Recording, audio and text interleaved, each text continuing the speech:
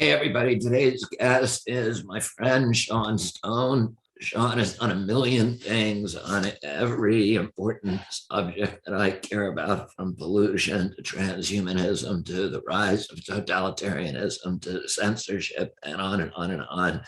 He has directed the documentaries among many, many, many other accomplishments, which I'm not gonna read out his whole CV here because it's enormous, but he's directed the documentaries A Century of War, Hollywood, DC, and Metahuman with Deepak Chopra. He also produced the documentary The Paradigm of Money about Wall Street corruption and collusion with the US government. His limited docuseries, Best Kept Secret, explores the dark side of the Western elite's manipulation and control of humanity. His short film, Singularity, is a dystopian warning about a plague that leads to a totalitarian surveillance state. So that was pretty prescient. Sean has hosted the reality show Conspiracy Theory with Jesse Ventura, the interview program Buzzsaw, formerly on Gaia TV, and the RT news show Watching the Hawks. And I think that's where I first met you. Of course, I've known your father, Oliver Stone, for many, many years, and the apple did not fall far from the tree. And I'm hoping to have him on here. I talked to him yesterday. Yeah. I'm hoping to have him done when he gets back into the country. Let's talk about RTTV, because I think both you and I are deeply concerned about the rise of the surveillance state and an ancillary to that, which is the use of mass propaganda, and really the very worrying phenomena that we have a generation of young people in this country that does not seem to be equipped to defend themselves against propaganda assaults, and are very, very susceptible to manipulation, are very easy about compliance, are kind of the opposite of the college generation of the 60s, which was defiant, which was skeptical, which was non-compliant. And we have a generation of cancel culture, of people who appear to be, easily retreating into authoritarian, the warm embrace of safe totalitarian systems and orderly totalitarian systems, which I think you and I grew up with a profound fear and cynicism and skepticism about, the growth of those bodies. So let's let's begin by talking about the expulsion, essentially, of RT America, which was Russian TV, which is at some level a propaganda project by Putin. But at the same time, it was a place where you could go and really see narratives that challenge the official orthodoxies of the United States, which is critical in a democracy. My father and uncle believed that all speech should be uncensored, and that our ideas here in this country ought to welcome challenge. We ought to welcome debate. If we could not triumph in the marketplace of ideas, and we didn't deserve to defend those systems. And here we have this kind of unity, this propaganda, a monolith coming from CNN on the one hand and Fox News on the other, both of which are owned by BlackRock, which also controls all these military industrial. Amazing, isn't it? It's really remarkable. They're now going to get $13.5 billion, which we are going to give to Zelensky, and they're going to give back. Right. BlackRock, right, which is barraging us with this propaganda wall. It's not new, though. Let's just hear your, because I just talked a lot more than I thought I was going to. Well, it's such a big thing to unpack what you said. I mean, I remember seeing a study a couple of years ago, maybe 2020 it was, and they were surveying maybe it was before 2020, because obviously there was a shutdown, but they were surveying college students, and there was this sort of unprecedented amount of people saying the First Amendment should not be total free speech. It should not be totally free, that there should be some level of restriction on it, or, censorship. And especially we've seen that grow when it comes to, I've seen studies showing that Democrats in particular are in favor of governments and or big corporations, big tech, basically, the Democrats tend to be more in favor of censorship, against misinformation. It's remarkable. Stunning. Yes. Thing. Yes. And as you mentioned, I mean, I came of age in the 90s, late 80s, early 90s. I remember very well the propaganda of marching to war against Saddam in 1991.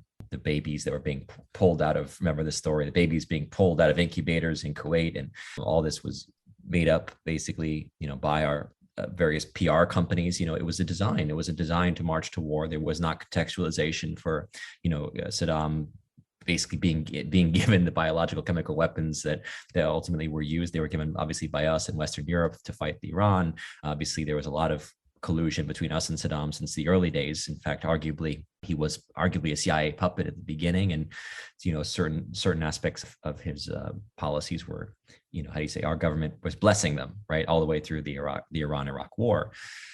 And then, of course, the narrative shifted by the time of the Kuwait invasion. Again, a lot deeper than what they told you on television. A lot more issues involved, including slant drilling. The Kuwaitis involved in slant drilling into Iraq, and Iraq basically having this huge debt that they owed the Arab world and the West for fighting this war.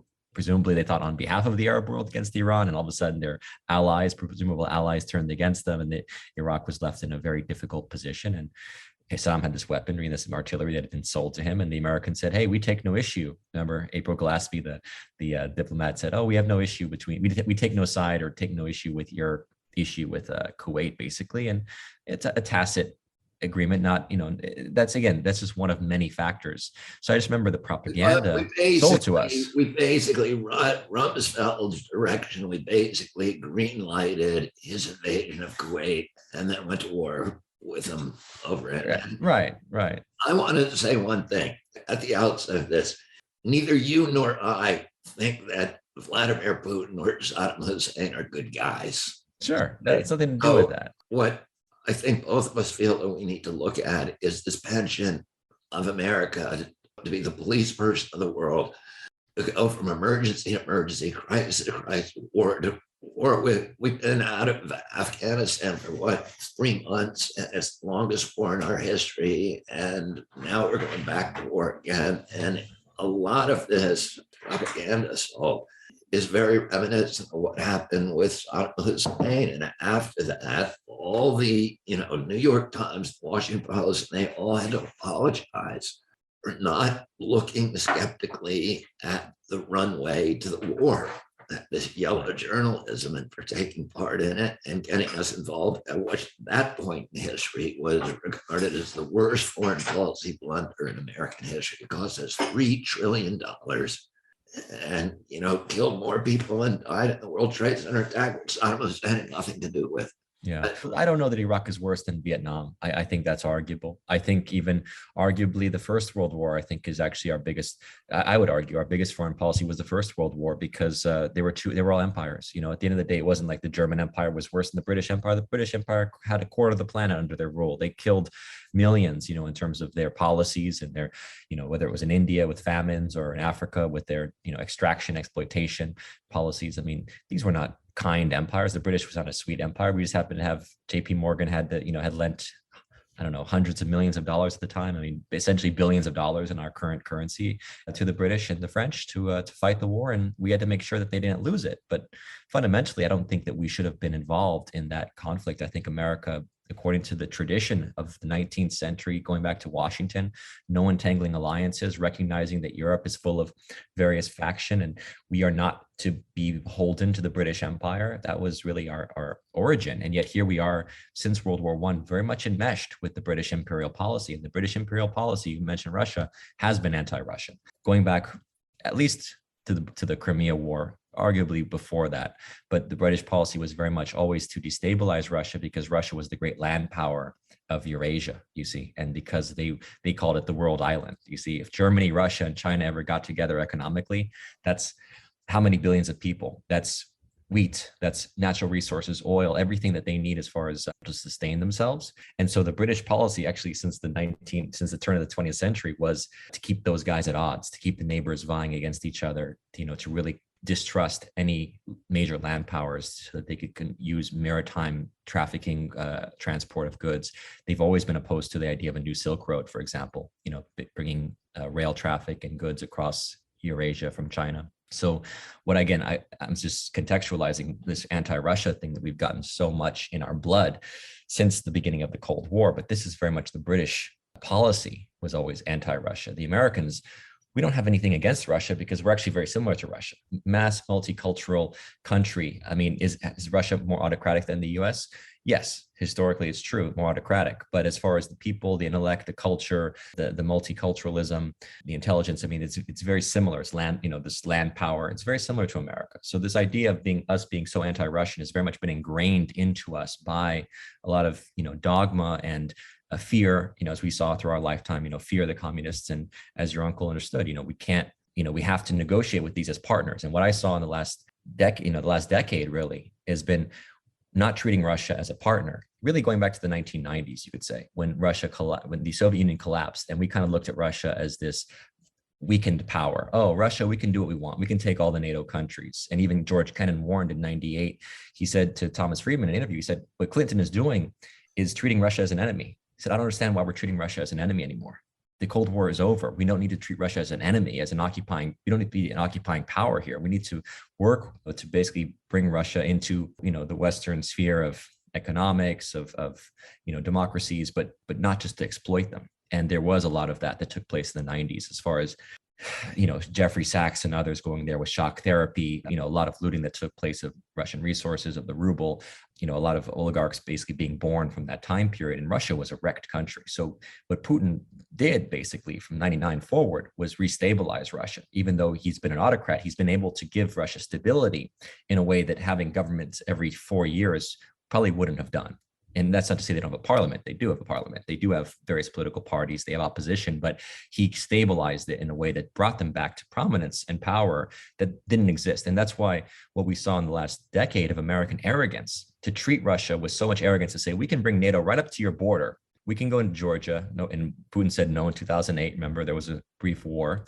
He said no. And in 2008, he said, don't bring it into Ukraine. These are border countries. It's like Mexico and Canada would be for the United States. If Mexico made an alliance with China and stopped dealing with America, we'd have problems, right? So that was Russia's attitude. And rather than respecting Russia as a partner, as a great power would, saying, okay, Russia, you're a great power. That's your neighbor.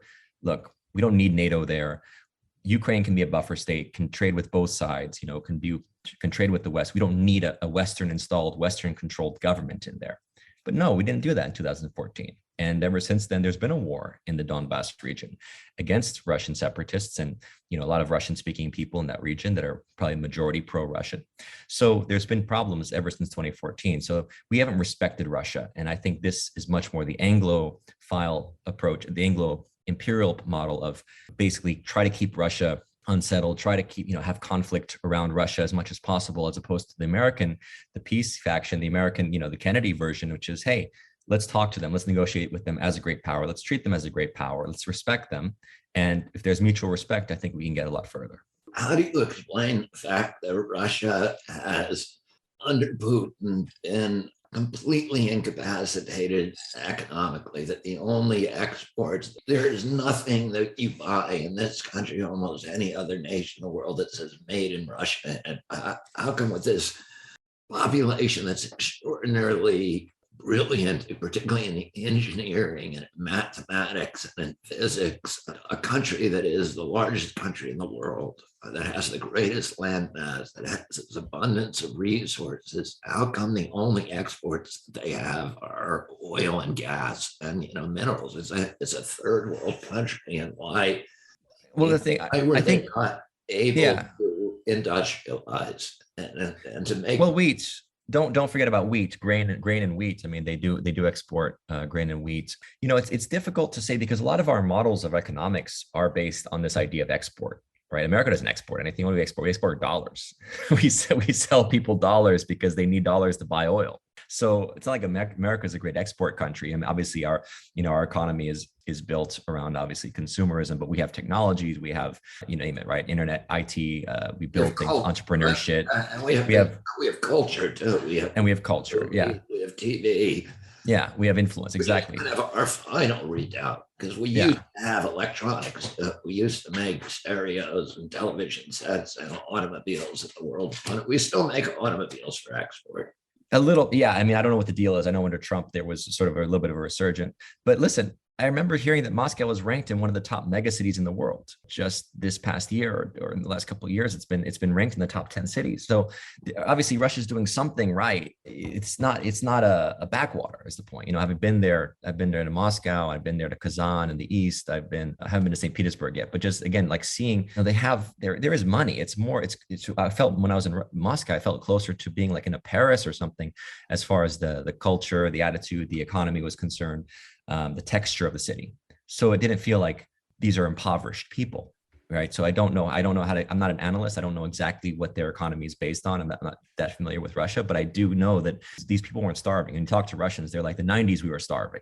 The 90s, we were waiting in line to get bread and food. We couldn't, we had nothing. And now it seemed closer to what you would consider like a modern Western or Central European city than not. What would your solution in the Ukraine be at this point? Gosh, I mean, how would I negotiate the Ukraine situation? I would honor that I would basically push Zelensky. I would not be sending him weaponry. I mean, this is exactly like, this is all you're doing is fomenting more casualties, more civilian casualties. I would say, listen, first of all, let's understand clearly what Putin's demands are. If we're talking about denazification, Azov battalion, the various neo-Nazi battalions that Facebook all of a sudden says, okay, those Nazis are okay, right? Historically, we don't like Nazis, but these Nazis are okay. No, there are real neo-Nazi battalions that have been incorporated into the government and into the national forces. Look at that seriously. And again, you have these neo-Nazis that are very anti-Russian. Remember, Hitler saw the Russians as Slavs. He said they're Slavs. They're a lower class. It wasn't just Jews that this master race philosophy. And this is what people forgot when they haven't studied Nazism. Nazism was about the idea of the master race and then the various sub races, including Jews, including blacks, including Slavs. And that's what there are these neo-Nazis that are, obviously I'm mentioning the Azov Battalion and other groups. That ideology, because remember, a lot of these guys are ancestors. Their parents were involved in joining the Nazis during the World War. A lot of these Ukrainians joined the Nazi party. There was Stefan Bandera, who has become a national hero, who was a Ukrainian Nazi, targeting Poles and Russians and Jews. It's remarkable that this is so blatant in aspects of modern Ukrainian ultranationalism. And yet people are just in denial about it because they are so anti-Russian in their own regards, in their own psychology of being, again, caught in this Cold War mentality that Russia is the bad guy, Russia's the boogeyman, Russia's here to take over the world, which really, as my father did in his Untold History, pointed out, what Russia did, even as expansive as they were at the end of the Second World War, Stalin never really broke his treaty with Churchill as far as the countries that they agreed upon, Churchill and he agreed upon carving up, because Churchill was he's an imperialist. The British had an empire. As I mentioned, a quarter of the world was under their control. America was an empire. We had Spanish Philippines. Thankfully, Roosevelt was an anti-imperialist, so we started that policy of getting rid of this empire. But the British weren't interested in getting rid of empire. So they were interested in cutting a deal with the Soviets. You get Eastern Europe, a little bit of Central Europe. We get influence in Greece and Turkey and all these other countries. And this was pure balance of power, empire. Stalin turned against Molotov and some of his other top aides when they tried to ferment or support the communist movement in Greece, because Stalin said that. And by the way, Stalin is one of the maybe three worst people in human history. Before Hitler, he was the greatest mass murderer. He starved to death deliberately, purposefully, 3 million people in the Ukraine, and another million people were shot or gassed after that.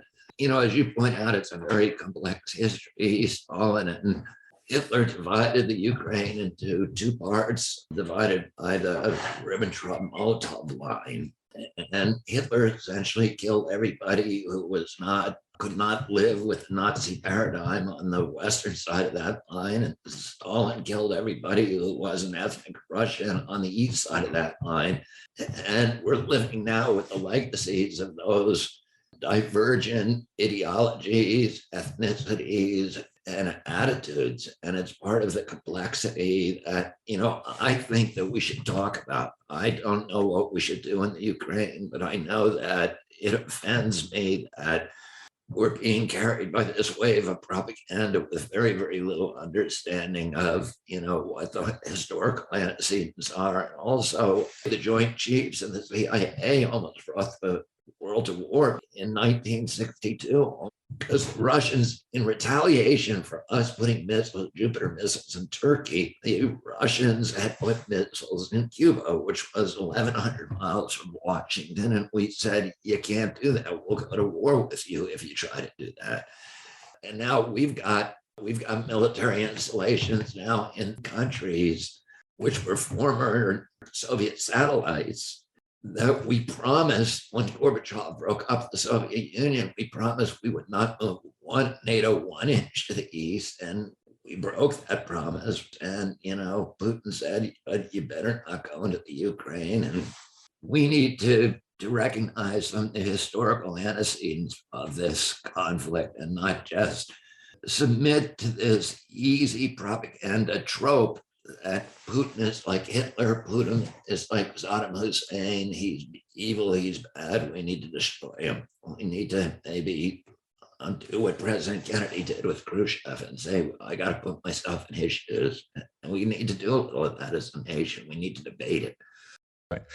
Totally agree. By the way, just you mentioned the Molotov-Ribbentrop, but that was Poland, not Ukraine. Ukraine was occupied by Nazis, and that's where a lot of the alliances came from. Was in certain, Ukrainians joining the Nazis during that time period. Yeah, I mean, we're basically, we live with some. But Stalin and Hitler divided up the Ukraine too. I mean, they controlled different parts of the Ukraine during different parts of the war. It wasn't an agreement. It was when the Nazis were invading Russia. That's when they got into Ukraine. It was in that time period, because remember, Ukraine was historically Russia. It's historically Russia. It's also been historically part of sort of the greater Polish or Lithuanian empires and Austro-Hungarian Empire. I mean, it's really changed hands, but there is the easy, you mentioned the Eastern has been traditionally more Russian speaking, more Slavic. In the East, which has been a lot of influence from the Western in the Anglo country. Angles, like the Northern Angles, in the Saxons and whatnot. So that's why you end up, I think, in some ways, with some of the Ukrainians going with the Germans during the Second World War under the occupation. But no, it wasn't a formal agreement in that sense. That was already once Hitler. They did divide Poland, but this was after Hitler invaded East, right? And he was moving east. That's when he took Ukraine. Well, the point is, Ukraine is a multicultural country.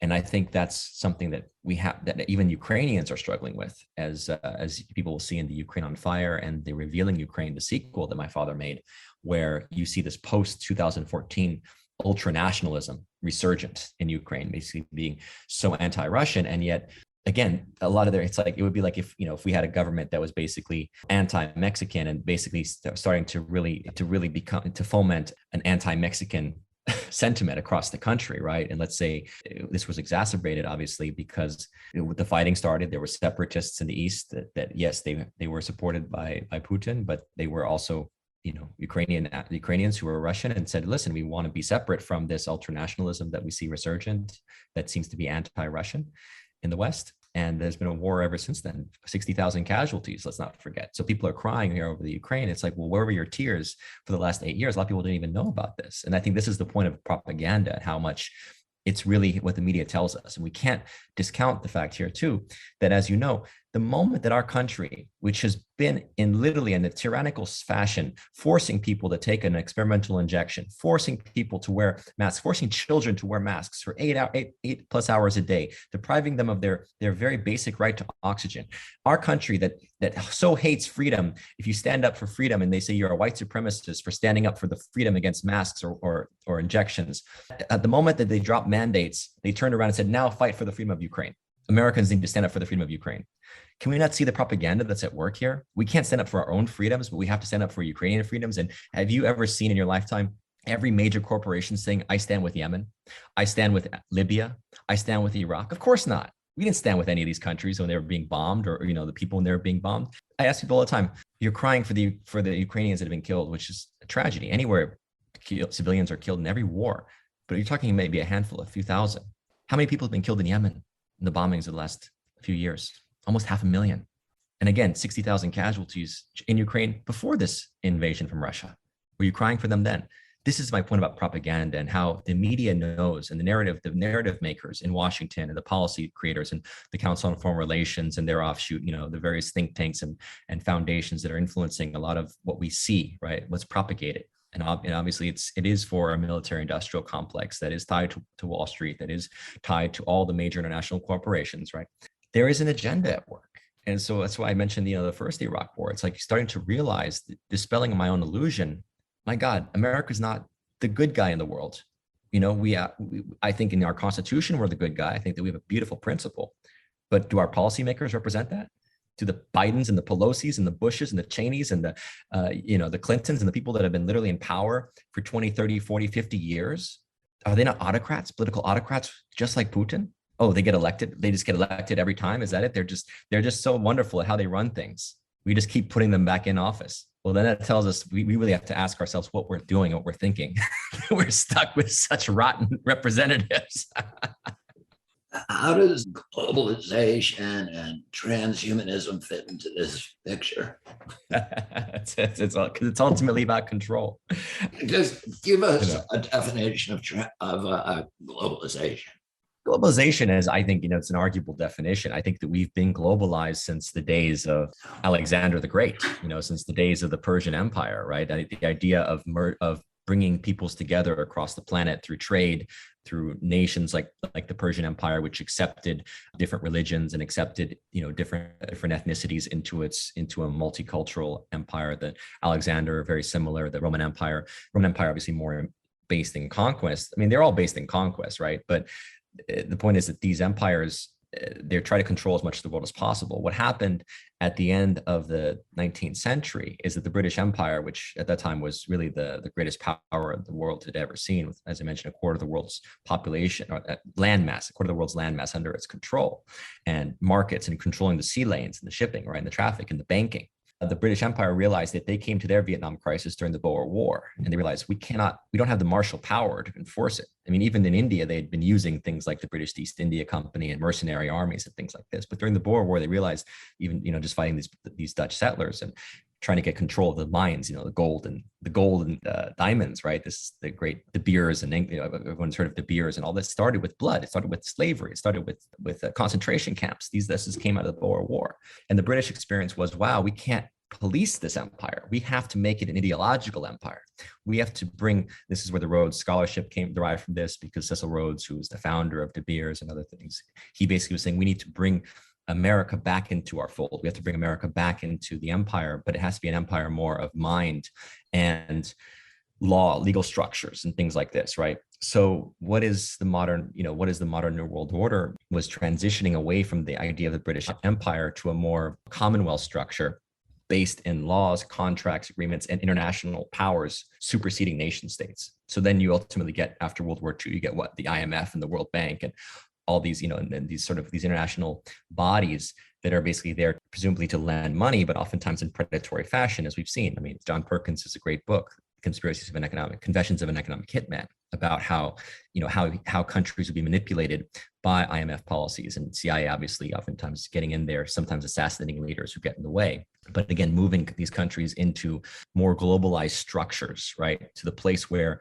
the idea is to take away power. So why do people ask me all the time, how is it possible to control it so readily? Well, that's the question. How is it that all these governments are following lockstep with the same policies, pretty much dictated by the WHO, or, maybe like, CDC and whatnot, but, why is it they're all following the same orders, essentially? Not across the board. Obviously, there are countries that, as you know, issued ivermectin or hydroxychloroquine and made that available. But for the most part, there's been a lockstep of response, right, to how we're going to deal with this. We're going to lock down.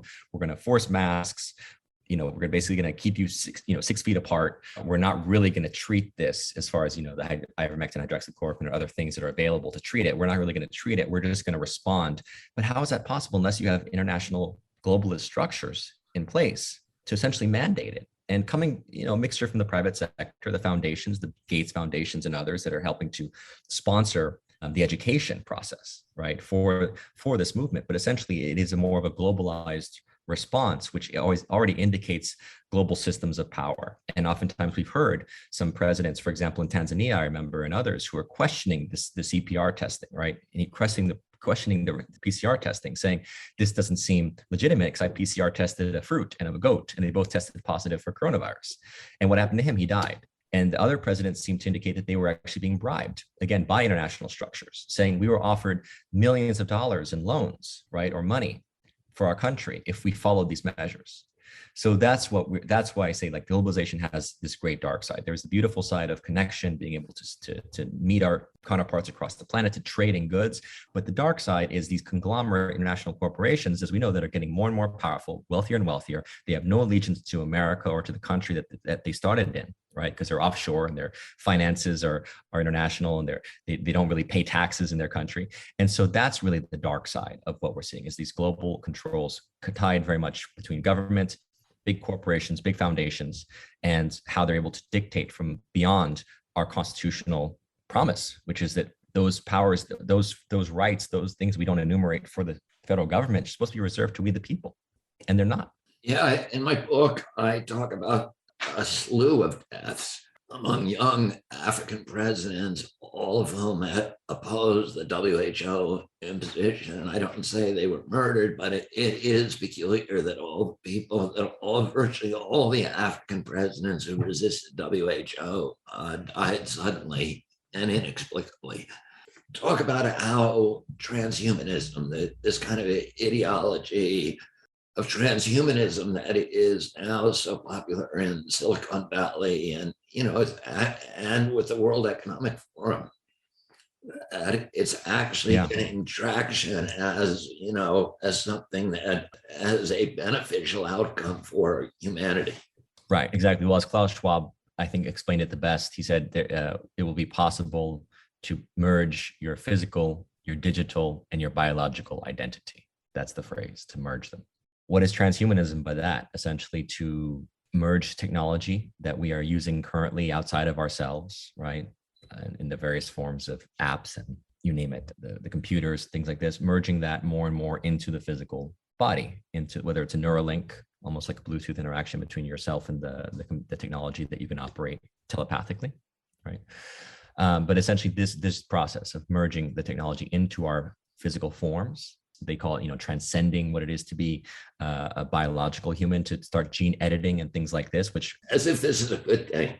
Yes, that's their perspective. It's also about controlling the population. It's literally about how do we organize this mass of people, and that's why some of these agendas talked about, I think, Agenda 21 and things like this. The UN Agenda 21 is all about putting people into smarter and smarter cities, right? So that they can be more ordered and controlled within a grid, and rather than having this disorderly population that's, maybe rural, that's maybe in small towns and scattered across a large population. If they can gather the population into smart cities where everything is, as we know, more easily monitored, surveilled, the energy expenditure, everything can be monitored and controlled more readily, then they look at it as being more conducive to their agenda, which is ultimately as one theory, that they would like us to basically to control our patterns of behavior, our patterns of consumption, right? If you think about it from the elite perspective, you want to, if you're making money on people, well, you want to continue to make money on people. So you want to control what they consume, right? And how much they consume of it, and that kind of thing. There's an argument that's actually, if you are an elite and you really believe, and this is the argument I get into sometimes with some of them, is like there's this belief that they know better, that they basically really believe, we've made money, or we come from bloodlines that have made money, and we've gone to good schools, and we're essentially we know what needs to be done for the future of humanity, and we're here to decide it for you, which is very antithetical to certainly the American principle, the constitutional principle of no, God gives each of us a spirit and a life, and we really are, not pure individuals, but we're here basically with an individual spirit. And we're here as entrepreneurs, and we, this middle class American dream ethos that's come with it is to say, no, we actually can figure things out for ourselves, and we can actually create alternative systems if you allow free markets to exist. But the elites, as much as they say free market economics, I don't believe for a second that they actually believe in free market economics. I think that they hide behind that. Corporate socialism is one of the greatest things we've seen throughout our whole life, right? Is how much money these major corporations. In fact, in my Paradigm of Money documentary, I interviewed this guy who represents small and medium businesses. He says, you don't realize how much money that's earmarked for small businesses actually goes to big corporations. It's insane how much there's corporate welfare that goes on, and just the nature of our globalist structures is more conducive to the global corporation. Because if you can have your supply chain in India, right, you can pay people half or a third of the price you pay someone in America. It's great for the corporate bottom line, but how does it affect real wages in America? They haven't grown since the 70s, as far as I've checked. Last I checked, real wages haven't gone up because we're not making comparable, what used to be good blue collar union type of wages in America. I remember this all through the 2000s when I was in college, and I was sitting there reading the newspaper. We just lost 30,000 jobs in Detroit, but we got 50,000 new service sector jobs. I go, great. So you were paying someone $30 an hour. Now you pay them $10 an hour. How is that helping that person? That's great for your corporate bottom line, for Wall Street and the speculators, right? If you're invested in that company, I'm sure you're doing well, but how is it helping me to lose a job that was paying me good wages so I can get another job in the service sector that's paying me a third of the price, so that you can go pay, because you're a big corporation, you can go pay someone in Vietnam or China to do it for, again, a third or a quarter of the price. So you make all the profit. That's what's been really going on. I did my Best Kept Secret docuseries about the sociopathic nature of many of our elites and how they operate and how their worldview and how much they are willing to manipulate and control. I mean, look, MK Ultra was a government-sponsored mind control program, but it used who? It used doctors and scientists and big foundations in the private sector to do this horrible treatment of universities. humans. I mean, huge university. Yeah, exactly. Receiving millions from the CIA. Yeah, and so we can't kid ourselves that just because someone's in a white lab coat, they're a good guy. I mean, no, there are plenty of sociopaths in all spectrums, and especially at the top levels, as we all know, that don't have compassion for humanity. They're looking at humans as this sort of this virus, even as they said in the Matrix. We're a virus to a lot of them, and we need to be moved around, pricked, prodded, sometimes killed, imprisoned. I mean, it's like there's a sociopathology to a lot of the rulership. And just Gates, I mean, for example, why did this guy befriend Epstein? Is, people have to ask themselves that, what would bring him to Epstein's door? Bill Gates, one of the richest men in the world, is not looking for money from Jeffrey Epstein. Let's not kid ourselves. Epstein was also very fascinated by a lot of these concepts of transhumanism, the idea of the power of the genes, and how we talked a little briefly about this idea of genetic modification. Eugenics didn't come from Germany. Eugenics came from here. There's a great book by Black about Edwin Black, War Against the Weak, I think it's called. And it's about how the first eugenics conferences took place here. They were sponsored by the various Anglo-American factions in Britain as well. There were a lot of very elite people that were interested in eugenics and the idea of breeding and good breeding, right? So Nazism didn't evolve its eugenics concept out of whole cloth. A lot of it was derived.